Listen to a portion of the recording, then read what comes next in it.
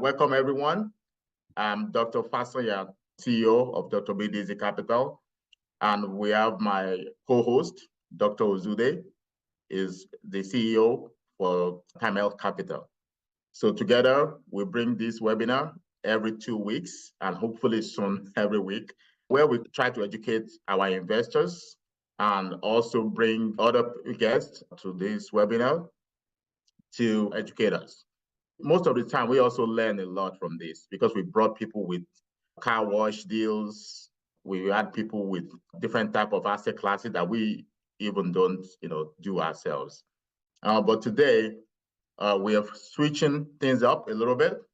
We used to do this on Saturday, like George said, at 4 p.m. Central, and it cut into people's family time, and we just trying it out on the Wednesday, 6 p.m. It's going to be end of the day, the weekdays, where you're still in that mood of getting things done.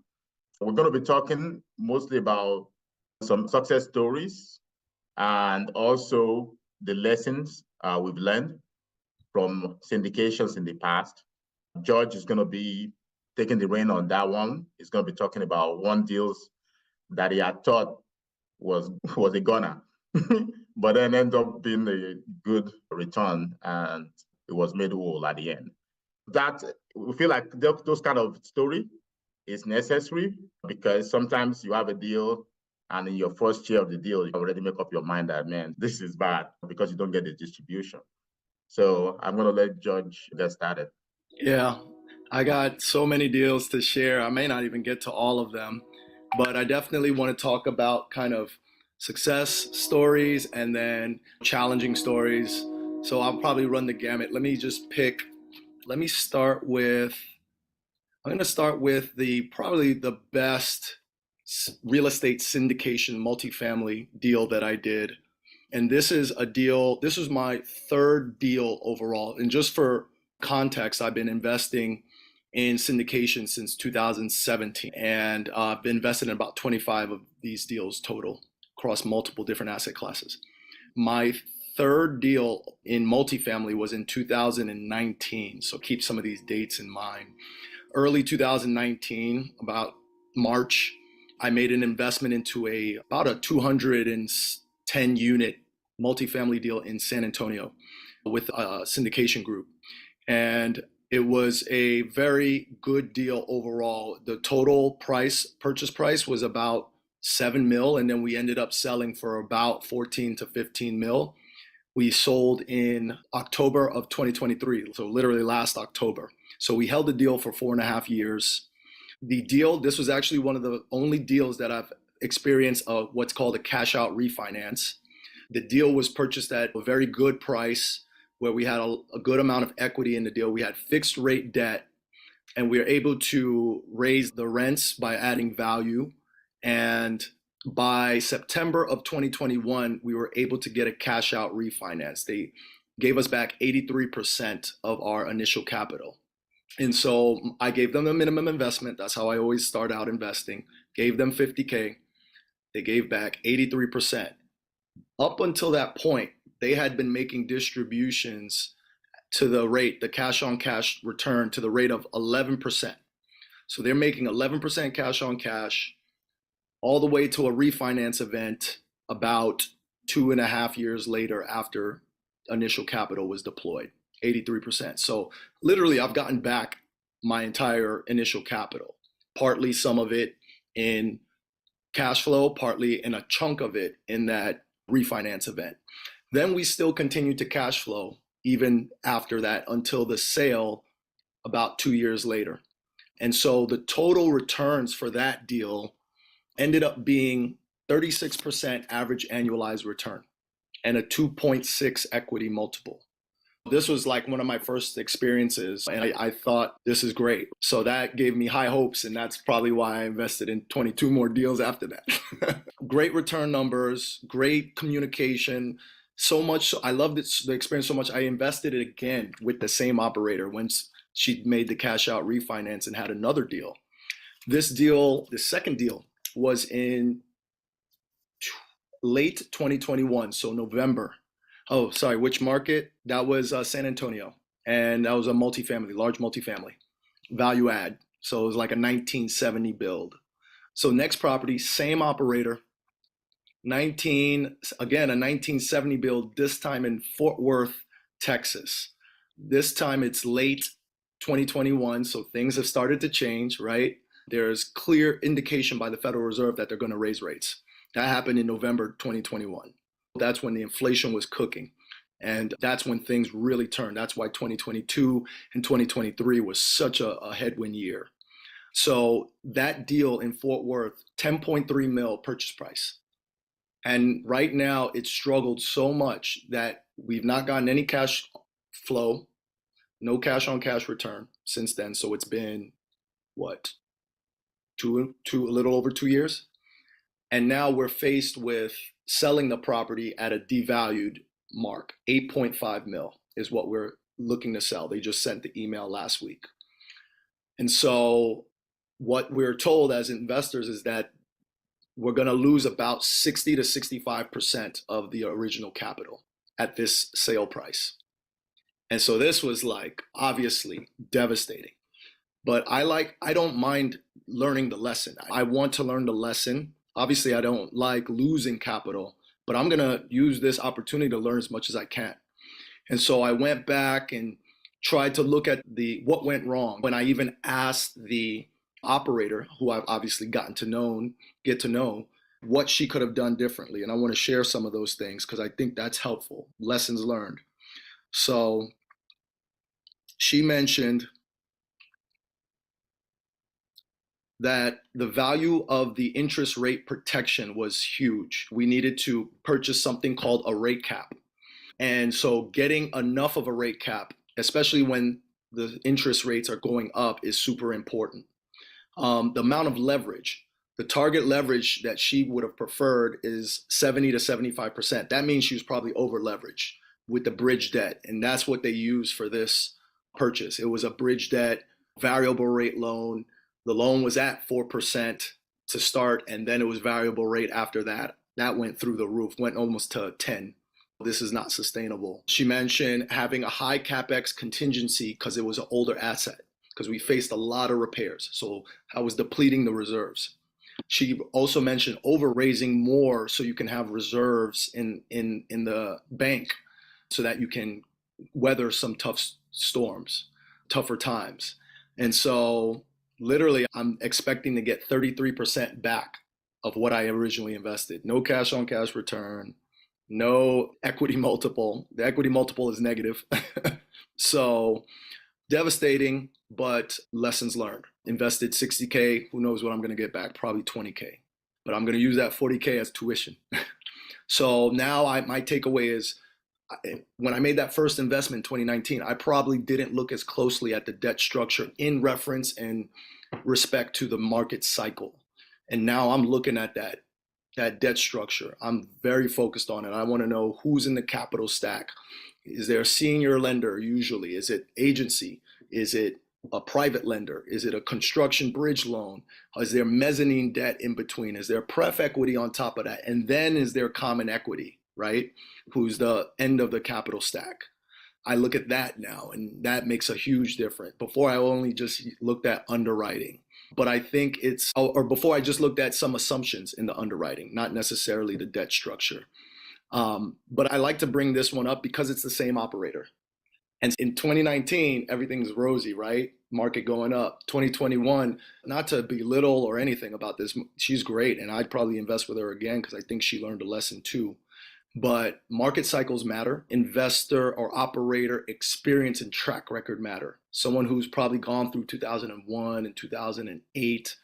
I think those operators were very much so pens down, pencils down. They weren't doing deals over the last few years because either it was too expensive, they knew the properties were valued too high, or they were only able to compete for those investments with variable rate loans. Almost no one was doing fixed rate loans in 2021.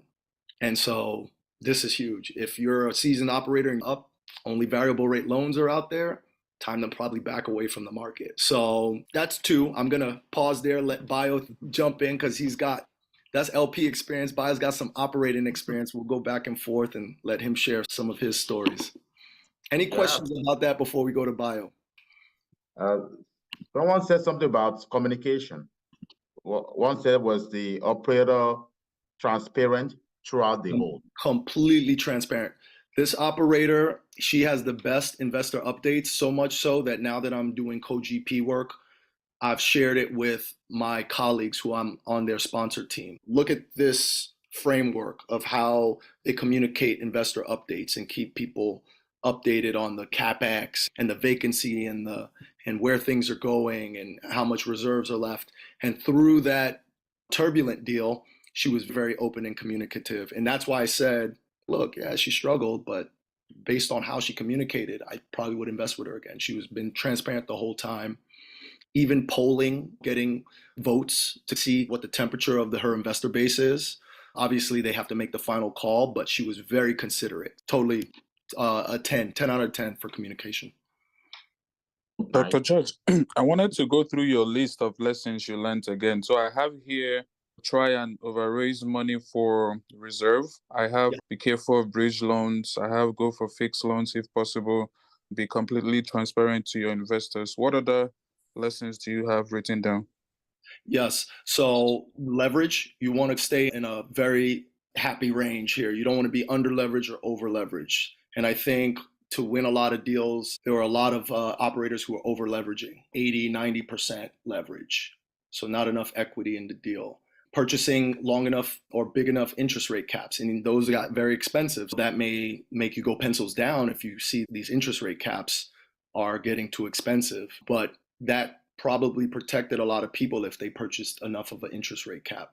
And those who purchased maybe 1 year or even less interest rate caps, they got in trouble real fast, you know? Yeah, those are, I would add those to the list as well. Yeah, I like to hear both sides of the story. So great ones, George. I know you've told me those, but I like it with everyone. And as an operator, it's very, it's a very tough job. And sometimes I rethink it sometimes because I'm like, man, because people don't know what's happening on the net, everything. However, with great communication, I second that. Let people know what's happening. In terms of over raising, I learned that from my mentor, Guarav. Guarav is one person that always is, he doesn't go for that when you're doing the underwriting. All of them always have that minimum. You should do that, but usually raise a lot more. Even if I need 20% down, oftentimes almost always raise about 30%. So that's because that could help you weather the storm. It's going to decrease the overall return. That's why many people don't do it, right? If you raise more, then when you do your underwriting, it's going to show, maybe 1.9x, right? Instead of instead of 2 point something. But the thing is, most of the time, you will end up putting those money back, and usually you distribute it again at the end. So so oftentimes the return will be slightly higher, even if you overraise. That's just my own experience on that front. Deep value add, I can add more, on the deep value add part. I've had a recent experience, and I know we're talking about syndication, but just going to talk about, because we also have a deep value add, real deep value add that we're doing right now, and it's very. I'm not saying it's not like the most risky. I still think private development is riskier. However, if you're going like walk down to the stud, there's so many variables, and I bought one which is with 3 people. So this is actually fell along joint venture, a very smaller deal.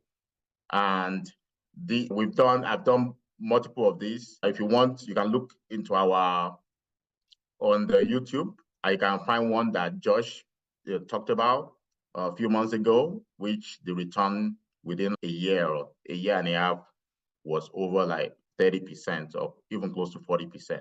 Very great return. Because almost like a flip. We do that sometimes. You buy, you fix it up, and you sell it very quickly. So I thought so for this deal. So it was a smaller deal too. It was a 9 units with a laundry. It has a laundry room. My plan was to convert also that laundry room into another 2-bedroom, 1-bath, 10 units total.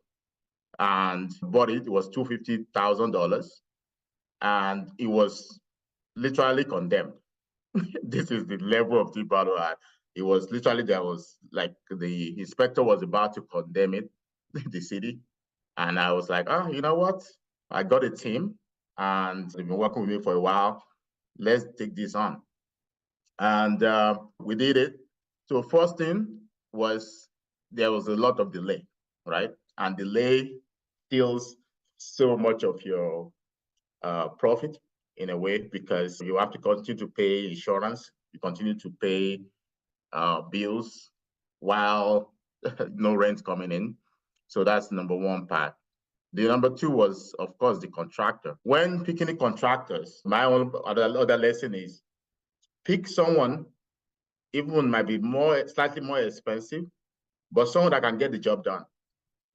Far more important than trying to save money. So I got quotes, right? I got quotes to fix it. It was 200.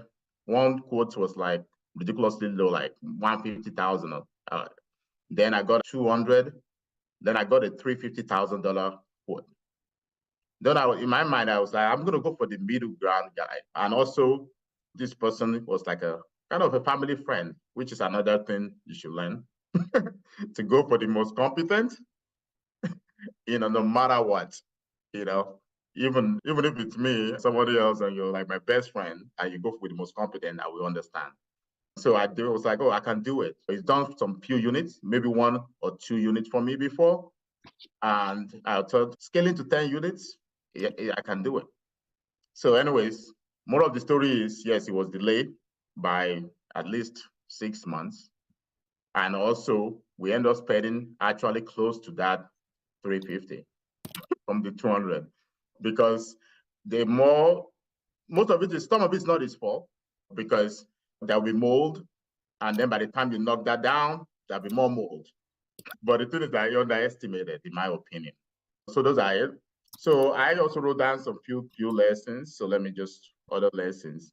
Eventually, everything worked out well because we did appraisal. I finally appraised it for $670,000. But it could have been so nice, right, if I have gotten away with it with much less cost. So one thing, importance of reliable contractor, right? A reliable contractor is the backbone of your project. Don't learn the hard way. So make sure you have better contractors. And when we're doing like a bigger multifamily and syndication, obviously we find contractors that are very experienced. They've been working with larger units. In fact, if you tell me you've done 10 units, I'm not going to trust you with 129 units. It's just different. But people will try to tell you that they can do it. Also, be right contingency for delays. Okay. So when I wrote my underwriting, I think I've written for like maybe 3 months or 4 months delay, right? Because I'm like, I'm sure we can get this whole thing done in maybe 9 months. So you might want to double it, because we didn't only have that in this one. We have a luxury senior living. One of them is finished. The other one is still delayed. So that's something to think about. Also, balancing budget and quality. This is a very hard one for many people, okay? So if you're doing a Class C property, you need to only renovate it to Class C level, nothing more. Don't let anyone talk you into trying to make it nicer. Oh yeah, we're gonna you can do laminate, LVP for the floors. Keep it simple. But many people, that's what I found out to be the most common issues, at least we've had in the past, when someone tried to renovate more than what is needed. And also the quality too. Look for something that lasts longer rather than something that looks cool. So those are the things. And of course, communications. So because there was communication between stakeholders and everyone, so it wasn't too bad, right? And also when people do joint venture, they're usually more forgiving because there's not a lot of people in the deal, right? There's like maybe 5 of you, and everybody was local. So you can all meet over there and talk about it. So yeah, I'm going to piggyback. If you have any more questions. We still have the asset. We rented it out, and we're still waiting for opportunity to sell. I think these are great points, because even if you are doing it on your own, these are good points even if you wanted to syndicate, right? It's still applicable, because you may find yourself leading syndication if that's in your goals, in your objective. These are still fundamental things that I think you can take and you want to see your operators doing if you're going to be an LP. So, love it. Any questions about that one?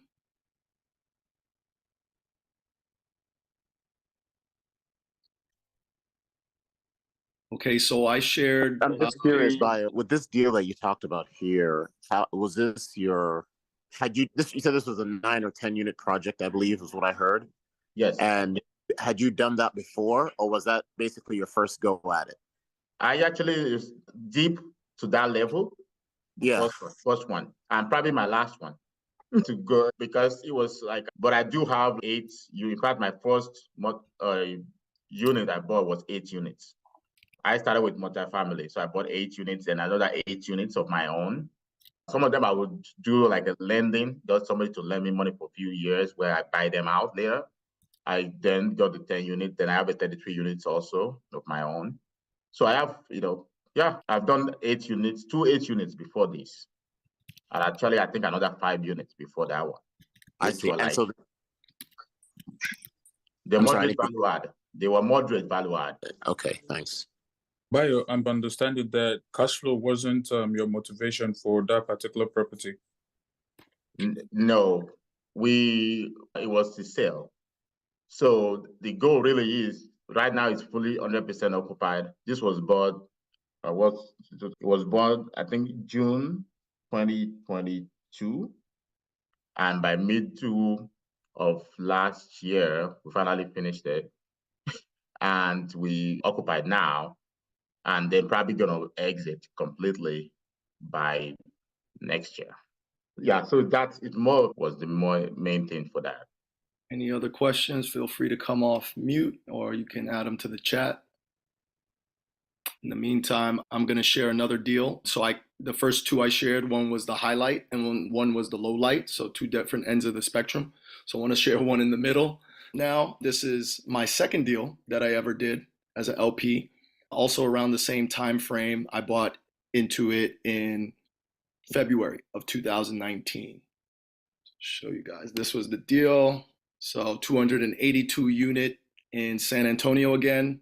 So I was big on San Antonio in the beginning of 2019. And you can see the purchase price there. It was 18 mil. Scrolling down to the debt, it was a 10-year term, 5.505 fixed, 1-year interest only. This deal is also done by some really experienced operators as well. They weren't, say, like super experienced as in terms of going through different cycles, but they are at least, that was like their 4th deal, their 3rd or 4th deal. Okay. So in this deal, we ended up selling the deal for about 24 mil. This was in late 2021, again, when all the deals were finally starting to trade, right? Interest rates were low. There was froth in the market, so they were able to sell. So that's a 2.8-year hold. There was actually no cash flow in this deal for the entire time. Even though there was a pref, there was no cash flow. It ended up yielding, the numbers that it produced was a 20% average annual return and a 1.56 equity multiple. And so the pref was returned, even though in the deal, the actual OM, the offering memorandum, they suspected or projected 8 to 9% cash on cash return. They ended up only returning the pref, which was about 7.5. And that was what was returned in lump sum at the end of the deal when it sold, on top of any of the capital gains. So they struggled through the deal. There were multiple things. I think the biggest thing was the property manager. They didn't have a property management team that was aggressively enough carrying out the business plan. And so they were struggling with occupancy. It started at like over 90% occupancy, and then it was down to like high 70s. So they struggled with collecting rents. So they actually had to not only change property management once, but then they eventually brought property management in-house. And this was actually the beginning of their foray into in-house property management. And they actually manage properties for other syndicators now, including their own deals. But I bring this one up because projected 8 to 9% cash on cash, that looks really attractive, right? And my particular financial freedom plan is to build up my passive income streams, meaning literally sit and collect a check.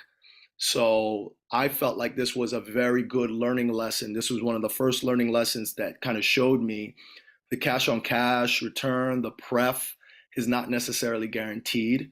You can have a plan to replace your income, and that's mine. I'm a physician. I want to replace my physician salary or match it with passive cash flows. But if deals struggle for whatever reason, and you just don't get that cash on cash return at that time, I call it realized cash on cash flow, then that impacts your strategy. That made me go back and think, like, all right, I have to look at stuff that maybe has a little bit more guarantee of a cash flow, or maybe it takes a little risk off the table for a smaller cash flow, but more guaranteed to cash flow. So hitting more singles instead of doubles, or instead of swinging for the fences, because that's key in my mind. So yeah, the returns ended up being okay. 20% average annual return is a good return in my opinion. And the cash flow essentially was caught up in the end. So it turned out to be okay. They turned things around, but you can also say, hey, you bought it in 2019. Did the market actually do most of that work? Or was it a combination? I like to think it's a combination. I've invested with these guys again and actually helped raise for them. Eventually came back around to doing a lot of work with them. And now we're cash flowing in a current deal that's about a year old, and it's cash flowing at 6.5%. And it cash flowed from the 6-month mark of the investment. So it seems like they've learned their lessons. They've continued to improve their systems, their processes. And yeah, I just want to bring that one up, not only for the takeaway of this financial freedom plan. It's not all cash flow is guaranteed. And in fact, a lot of deals, they will say 9%, but that doesn't mean you're going to get it up front. Usually it comes on the back end. Up front, it might average 4% for the first year, and then maybe 7% year 2, and then 10% year 3, and 11, 12%. And then it averages out over the time frame. I didn't respect that when I first started investing. I thought it was going to be 9% year 1. You know what I mean? And so I think that's a really good take-home point when you're considering these pro formas. What else do I have to say about it? Yeah. So any questions about that deal? So can we say that high cash on cash return could be a red flag? I would say yes. I would say what you want to do is get familiar with the different asset classes and understand what conservative cash on cash return is versus what is aggressive cash on cash return. I think for value add multifamily deal like this, by the way, this was like a 1970s property, so it was definitely a value add play. I think the reasonable return rate is between 6 and 10%. And I think that changes over time too. Like in the beginning of the cycle, it's double digit cash on cash return. But towards late in the cycle where we were in 2019, you're probably more between 6 and 8% cash on cash return. And it even got to the point in 2020s, 2021, where I was seeing 5% cash on cash return in the projections, because that's just how expensive the deals were getting. They're getting to the point where you couldn't as assuredly deliver a higher cash on cash return. And the goal is always to under promise and over deliver, but have to have respect for the macroeconomics and where you are in the market cycle and your expectations. Whereas like maybe an oil and gas deal, now you're expecting high teens and into the 20s cash on cash return, because that's the type of risk that is involved in that deal. You're looking and searching and drilling for oil. There's a high risk that you may not get anything back. So the cash on cash has to reflect that. But if you hear someone saying 70%, 80% cash on cash return for oil and gas deal, by your experience, this is a little too far out of the range, right? That's not what you would expect, right? And Bio can talk about kind of oil and gas deals and some crazy cash on cash IRRs that we've come across.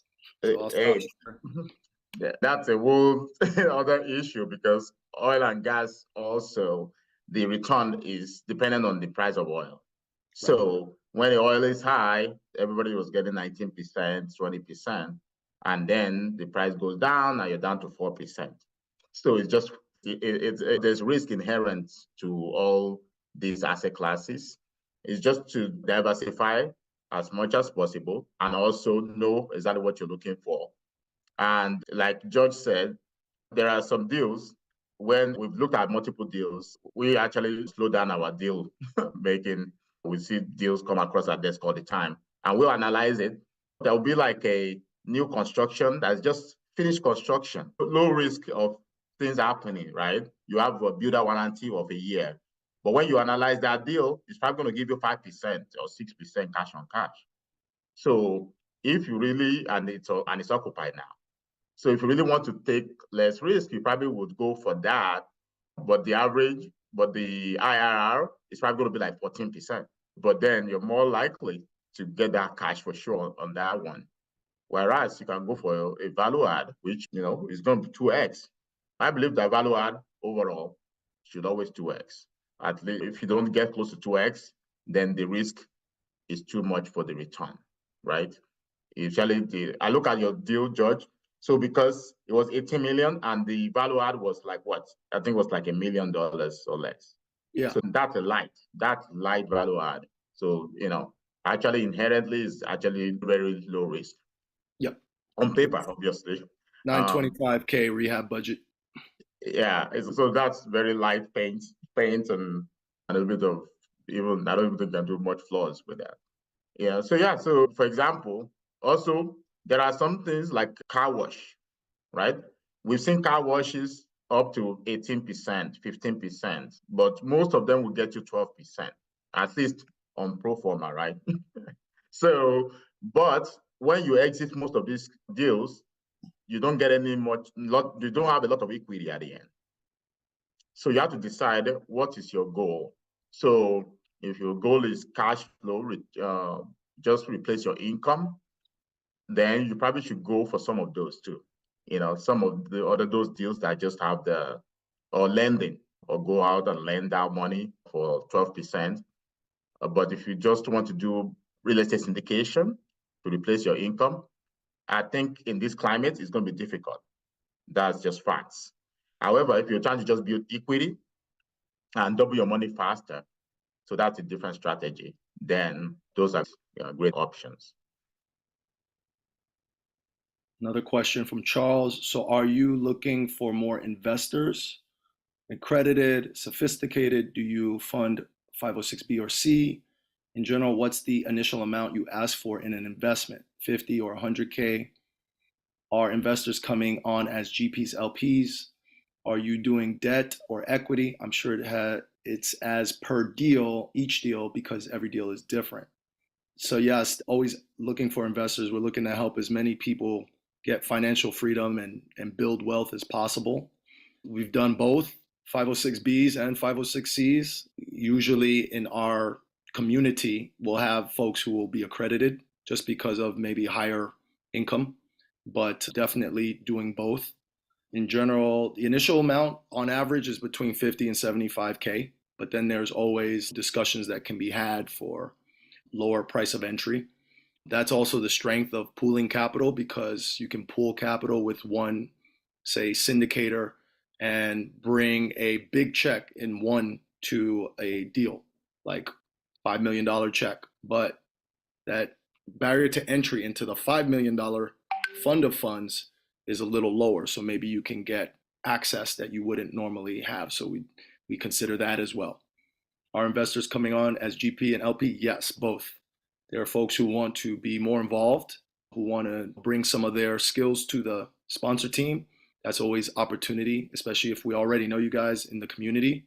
And we have a webinar that we talked about all the different roles of the GP team. So if you have a skill in underwriting, skill in marketing, investor relations, finding deals, you just have a good network, that's all valuable. Right now it's just equity, but I'm definitely considering the debt side. And I think Bio is considering it too. But I would love to play on the debt side as well, whether that's preferred equity, mezzanine debt, or even get to the point where you can be the senior lender. Ultimately, the goal is to be the bank. Yeah. The risk is much less because if something happens, just take you take the property, and then if you're an operator already, then you can operate it. Correct. So I'm going to say this addition, and then I'll answer the rest. Yeah, in terms of the debt side, our thought is the fact that there's a lot of operators struggling around, right? If you're an operator, more operators, and I can tell you, there's a lot of things brewing under the table, right? That I'm not sure. The fact that they might cut the interest rate this year might save many deals, so that they will be able to refinance or find a way to basically survive 2024. So basically, if most operators can survive 2024, most of them are going to be all right. So the question is, can they? So that's where we are. And we do believe that some will fail.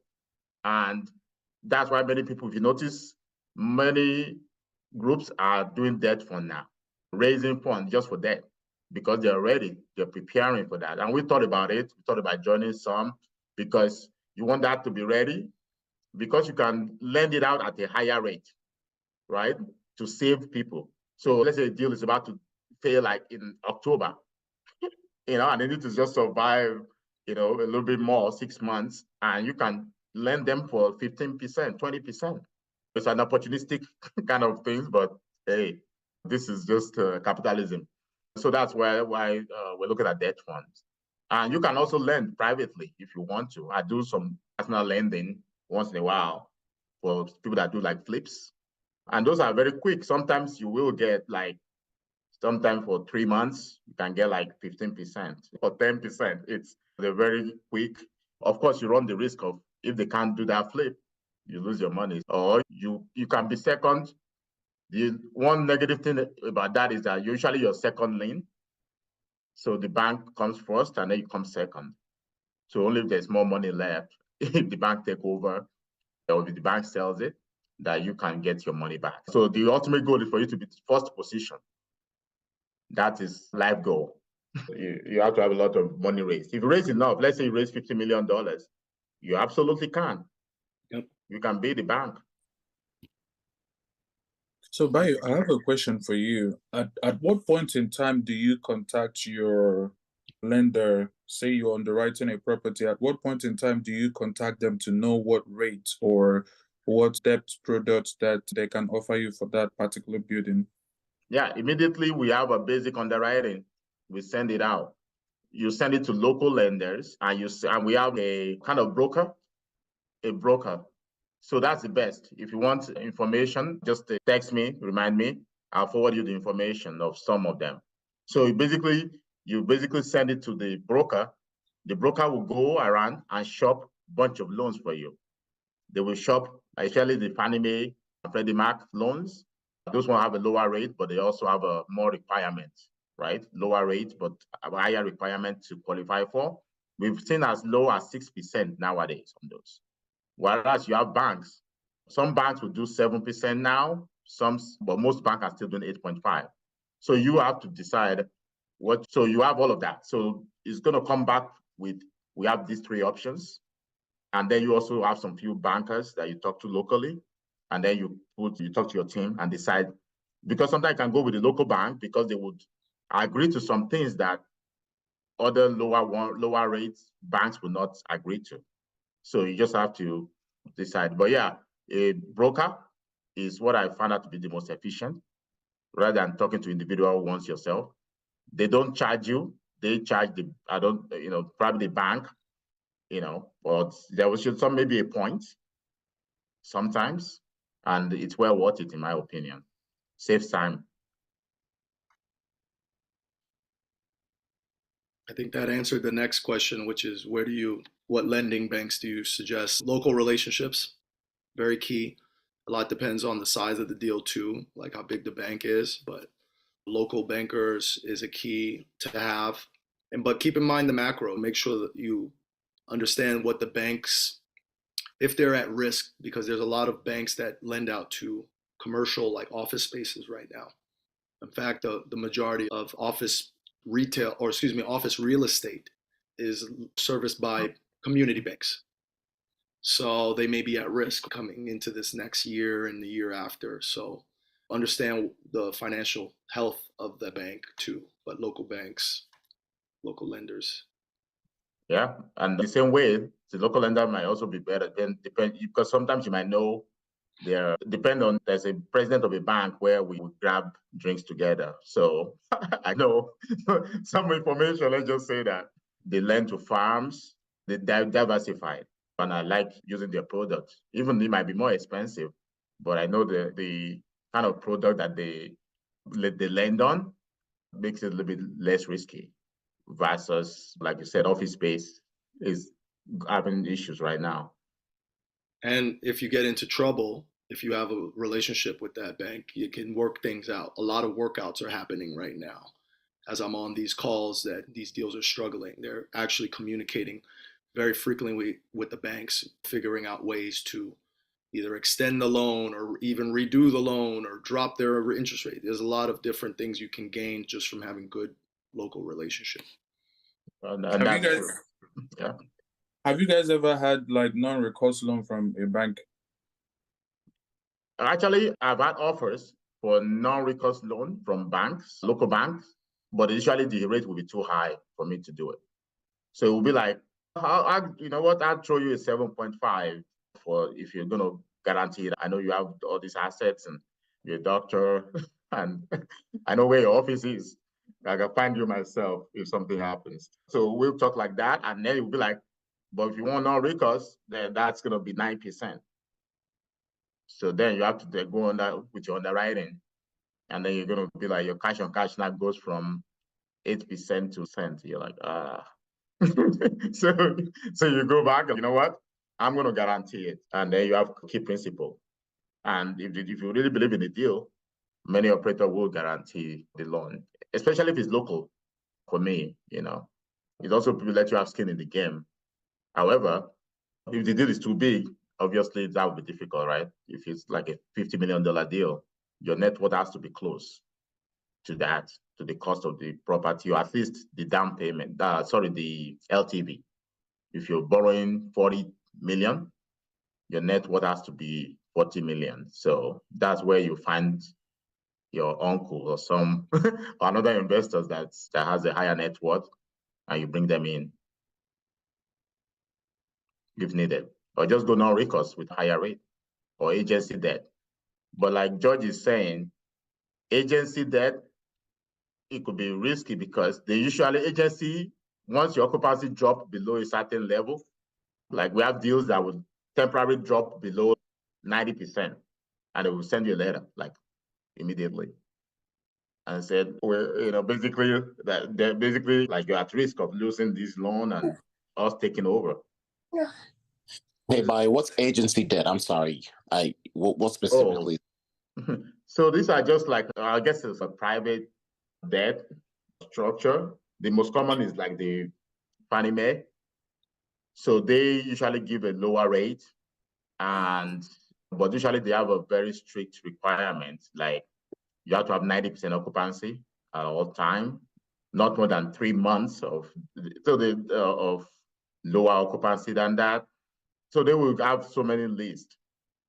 And another lender, like a private family offices, is another one that I've seen that is harder than agency in terms of their requirement. There are family offices that will lend you, be the bank, but they're usually very quick to want to take over the deal or take it from you. So they will have so many strict requirements, but the rate might be lower because they're family offices. They can do whatever they want. They can be like, I'll borrow you for 5%. They can do whatever. Yeah, so just have all these different type of lending options. And another thing about those agencies is they're tied to the federal government. I think they call them GBEs or GSEs, like government-backed entities. So they're secured almost by the US government. And that's different than like these private lenders, right? And I think that's how they're able to maybe give lower rates. They end up taking on a lot of the activity that goes on with lending for these type of commercial properties. There was another question about mezzanine debt. So here's this capital stack chart. Mezzanine debt is like a private lender who it's just a second loan. If there was not enough from the senior loan to cover the debt, then you can have a second position of this. Could be private lender. I'm not sure if there's any other entities that lend into that. But then there's the pref equity above that, which functions like fixed income, but they're underneath these two levels. They usually don't have a lot of equity, even though it's called preferred equity. They're usually just getting a fixed return, and therefore their upside is not as big as the common equity. Common equity is the last, and they usually have the biggest upside because they get paid in the end, but everyone gets paid before them. But they not only get cash flow, but they get the equity, the capital gains as well. And tax, they get tax breaks. I don't think pref equity or any of these, I know for sure the debt doesn't get any tax breaks. That's treated as income. And pref equity, I don't believe gets any tax breaks as well. I think there's a few more questions. Let me see if we have time. With your deals, are you getting with the city to acquire the funds they have, grants? We haven't in our deals, but it doesn't mean you cannot look for that. If you're trying to do HUDs, you can, or like underserved area, there are grants and things you can get into. There's also a nonprofit piece that can help with grants. I agree, but everybody's strategy is different from what you're doing. Many of these grants and deals, they want you to stay there for a certain amount of time. But if I'm trying to exit my deal in 3 to 5 years, I want more freedom about the deals. Have you dove into opportunity zone? Yes, we had a self-storage with the sole purpose is to take advantage of that opportunity zone. There are some rules with opportunity zone, like you have to hold it for a certain amount of time. I think one of them is like 10 years or so. So to get all the full benefit. Something you have to think about, are you trying to hold these? What if you want to sell in 3 years? So that's just something to think about before you go into these deals. What is your thought about investing in private credits? Judge, what do you think? I don't think I know what that is. If you don't mind, unless you know, Bio, if you don't mind. No, that's why I'm wondering too, what's private credit? You can come off mute and further clarify if you want. What about, until we hear from, the next question is, does that include first trust deeds? And I think this was in reference to something before. Sonia, could you tell us what you were referring to? Because I don't know what first trust deeds are either. That's when you're acting as the bank. Those are first position as the bank. So first trustee is the first position. You are the bank. You're loaning to a seller, a buyer directly. And they have a third party that's actually servicing the loan. Gotcha. Yep. We done a couple of those, and that's why I thought that's what you meant you were talking about doing as well too. Yeah, eventually. Yeah. I definitely hope to get to that point. So that's the safest position to be, right? So, fixed income, it is lower returns, but some of them are pretty. Some of them we're getting anywhere between 10 to 12%, and you say it's safe. Just in California, we backed off because this is a state where, especially if it's secured by the property that the person is living in, it's harder to, if it does go under, to get them out. So they got the tenant rules here. So if you do it in another state, it may be different, but it's been good for us so far. But now we see the writing on the wall where the tenants can say, what, I'm going to hang here and until they kick me out. But so far it's been paying pretty well. That's awesome. Yeah, definitely would like to know more of what can be done, because we want to solve this cash flow issue, right? I do believe that we're getting towards the end of the tough times, right? Where everybody will be frothy again, and then we'll go back to another recession. But to have an idea of how to increase cash flow on other deals, while some of these cash flow turned equity deals turn around. I can send you a couple of them just to give you an idea. I got your email address. I'll send you a couple to give you an idea. Okay, thank you. That'll be awesome. Thank you. Okay, I think we're about preferred debt real quick, preferred equity. So just with investing in preferred equity obviously doesn't necessarily guarantee that the asset won't go under, right? Let's say it's still mismanaged or something. I guess my question is, if you invest in preferred equity and the owner or the operator still winds up having to sell it anyway at a loss because for whatever reason, does that, I guess what I'm trying to ask is preferred equity guaranteed? And just using that word guaranteed, I think is answered the question for me because I don't think anything is ever guaranteed, but. Even the senior loan is not guaranteed, but they're collateralized. So you can at least take back the collateral. And different deals are structured differently, but some of these pref equity groups are now doing something called a cure clause. They're working out an agreement between the original operator and the lender that gives them the ability to take over the property. And that can look many different ways too. But essentially, they can take over that property if the original operator either defaults on the senior lender or the pref equity piece. So that's a little bit of a mitigation strategy. But like you said, there is nothing that's 100%. If you have a pref equity group that's not ready to operate the deal, yeah, then they won't have that cure clause worked out with the lender ahead of time. Pref equity groups are working that into the deal ahead of time before deploying their capital or committing to a deal. Yeah, it can get bad enough where the value of the property drops so low that it's going to go back to there's no money.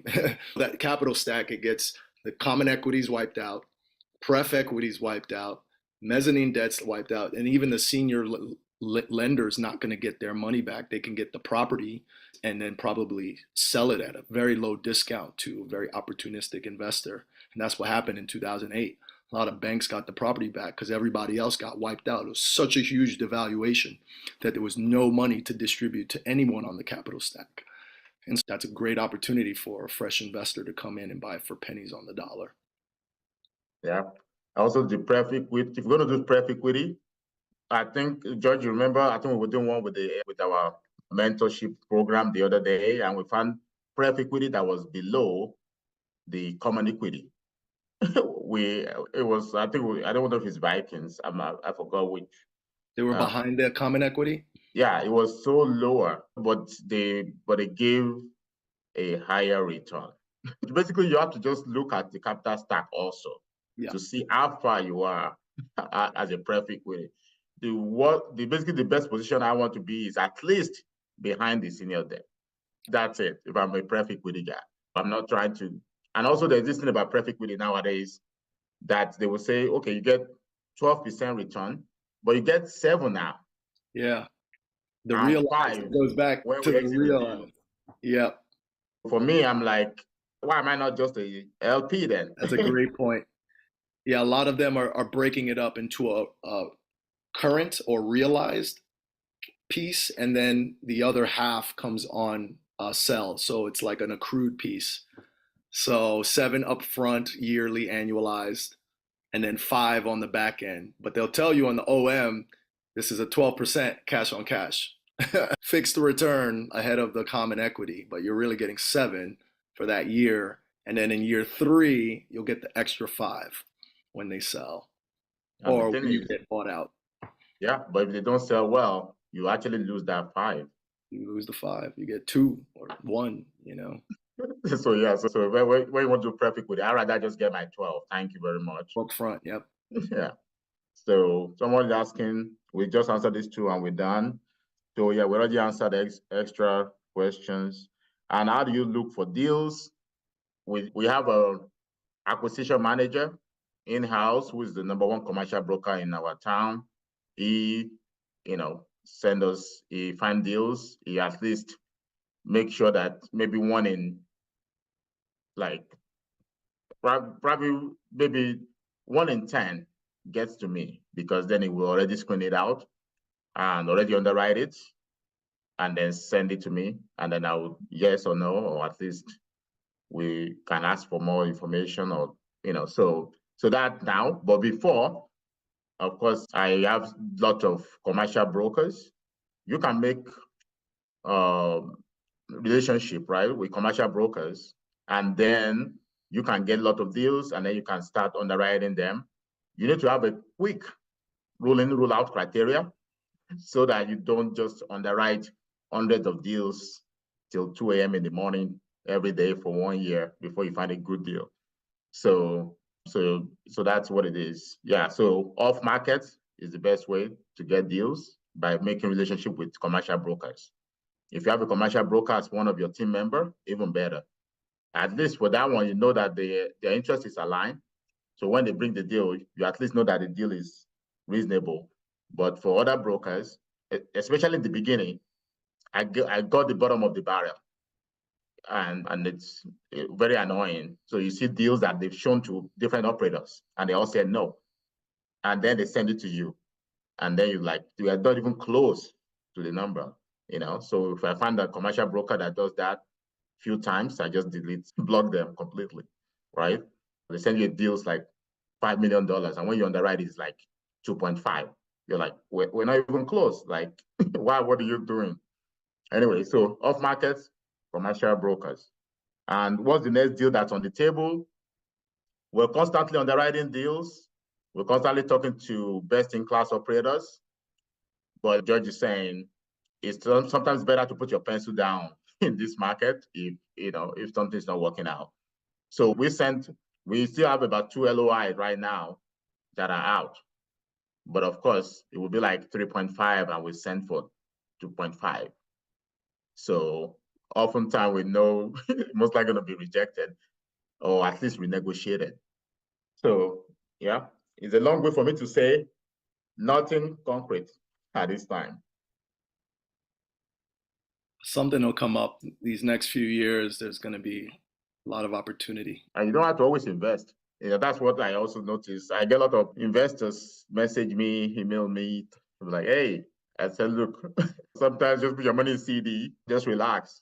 It's okay for 6 months, for a year. It's okay not to be, although we always say you should need to be invested all the time, but put it somewhere where at least match inflation. And when there's a deal that comes out that you like, then you can pull it out and invest in it. All right. That's my advice for this time. Agreed. Yeah. Oh, that was great. Good hour and 11 minutes. Good. Right. And the next one is 2 weeks, right? Yes, we're going to have another one in 2 weeks. It's going to be Bio and myself, unless we get another speaker again. And then we have one immediately a week after that. We're going to have some back-to-back, and then we'll go back to our bi-weekly schedule again. So we'll have another topic. We like chatting and sharing our experience. We do it on our coaching program too. It's good engagement. We love the questions as well. So really, yeah, I just love this a lot. Yeah, I didn't know there's going to be a lot of questions. I love it. Great questions. Yeah, great questions. Okay, thanks you, everyone. Thank you. Have a good night.